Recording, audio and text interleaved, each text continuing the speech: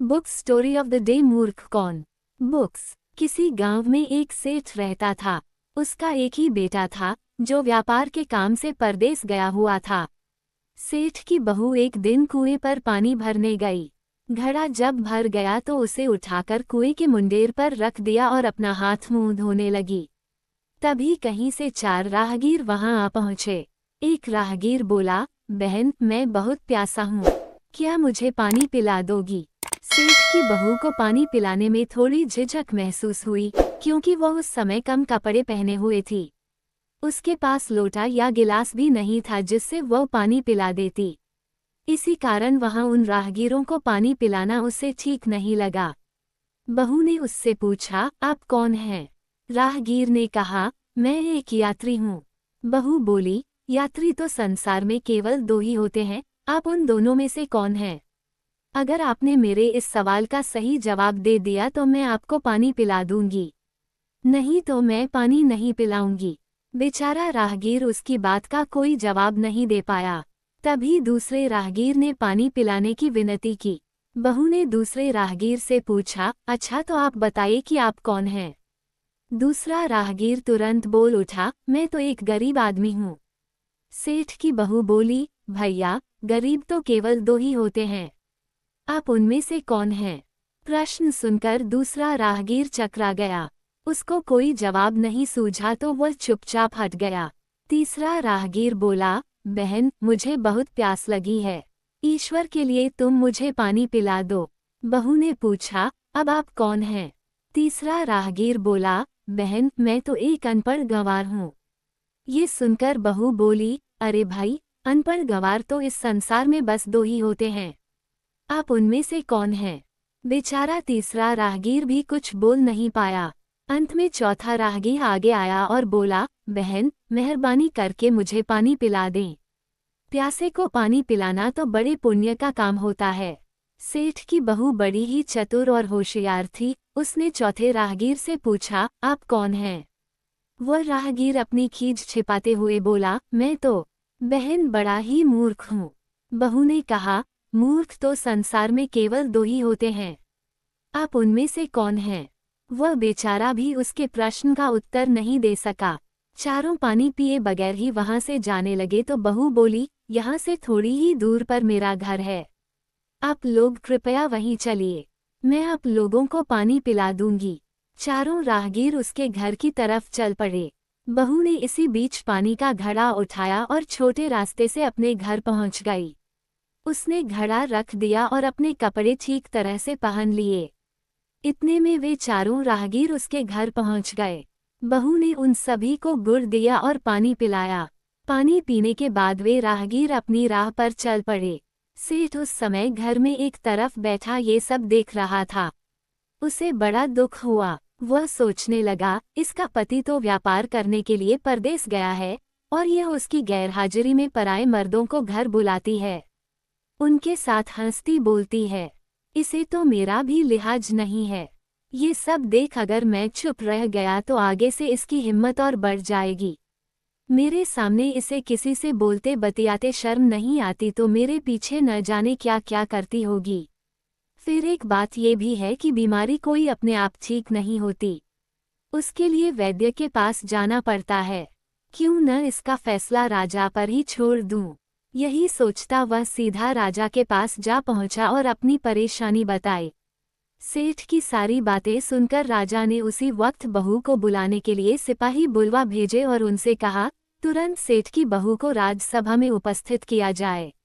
राजा के सिपाहियों को अपने घर पर आया देख उस सेठ की पत्नी ने अपनी बहू से पूछा, क्या बात है बहू रानी, क्या तुम्हारी किसी से कहा सुनी हो गई थी जो उसकी शिकायत पर राजा ने तुम्हें बुलाने के लिए सिपाही भेज दिए?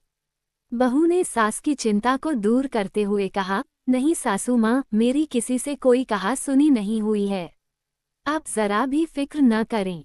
सास को आश्वस्त कर वह सिपाहियों से बोली, तुम पहले अपने राजा से यह पूछकर आओ कि उन्होंने मुझे किस रूप में बुलाया है, बहन, बेटी या फिर बहू के रूप में, किस रूप में मैं उनकी राजसभा में मैं आऊं। बहू की बात सुन सिपाही वापस चले गए। उन्होंने राजा को सारी बातें बताई। राजा ने तुरंत आदेश दिया कि पालकी लेकर जाओ और कहना कि उसे बहू के रूप में बुलाया गया है। सिपाहियों ने राजा की आज्ञा के अनुसार जाकर सेठ की बहू से कहा, राजा ने आपको बहू के रूप में आने के लिए पालकी भेजी है। बहू उसी समय पालकी में बैठकर राजसभा में जा पहुंची। राजा ने बहू से पूछा, तुम दूसरे पुरुषों को घर क्यों बुला लाई, जबकि तुम्हारा पति घर पर नहीं है? बहू बोली, महाराज, मैंने तो केवल कर्तव्य का पालन किया। प्यासे पथिकों को पानी पिलाना कोई अपराध नहीं है, ये हर गृहिणी का कर्तव्य है। जब मैं कुएं पर पानी भरने गई थी, तब तन पर मेरे कपड़े अजनबियों के सम्मुख उपस्थित होने के अनुरूप नहीं थे।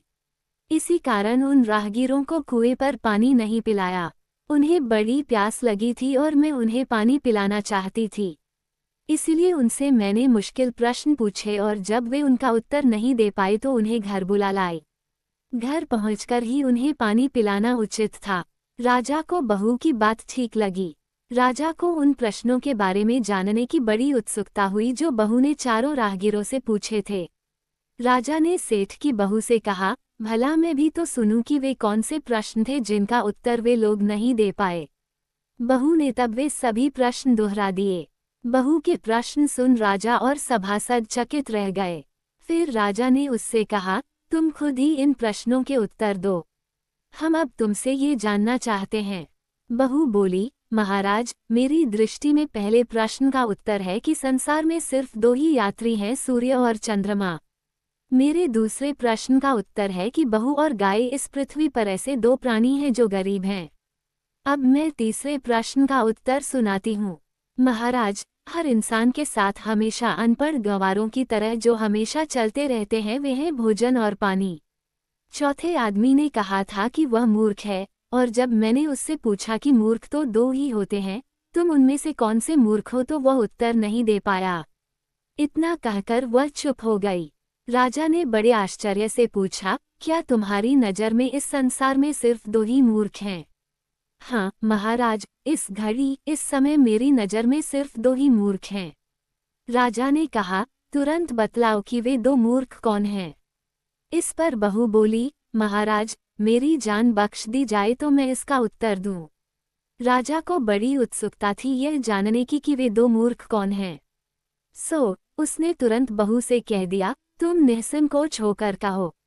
हम वचन देते हैं तुम्हें कोई सजा नहीं दी जाएगी। बहू बोली, महाराज, मेरे सामने इस वक्त बस दो ही मूर्ख हैं। फिर अपने ससुर की ओर हाथ जोड़कर कहने लगी, पहले मूर्ख तो मेरे ससुर जी हैं जो पूरी बात जाने बिना ही अपनी बहू की शिकायत राजदरबार में की। अगर इन्हें शक हुआ ही था तो ये पहले मुझसे पूछ तो लेते, मैं खुद ही इन्हें सारी बातें बता देती। इस तरह घर परिवार की बेइज्जती तो नहीं होती। ससुर को अपनी गलती का एहसास हुआ। उसने बहू से माफी मांगी। बहू चुप रही। राजा ने तब पूछा, और दूसरा मूर्ख कौन है? बहू ने कहा, दूसरा मूर्ख खुद इस राज्य का राजा है जिसने अपनी बहू की मान मर्यादा का जरा भी ख्याल नहीं किया और सोचे समझे बिना ही बहू को भरी राजसभा में बुलवा लिया। बहू की बात सुनकर राजा पहले तो क्रोध से आग बबूला हो गया, परंतु तभी सारी बातें उसकी समझ में आ गईं। समझ में आने पर राजा ने बहू को उसकी समझदारी और चतुराई की सराहना करते हुए उसे ढेर सारे पुरस्कार देकर सम्मान सहित विदा किया। दोस्तों, हमारी कहानी अगर आपको अच्छी लगी हो तो सब्सक्राइब कर देना, बेल आइकन ऑन कर देना, प्यारा सा कमेंट कर देना।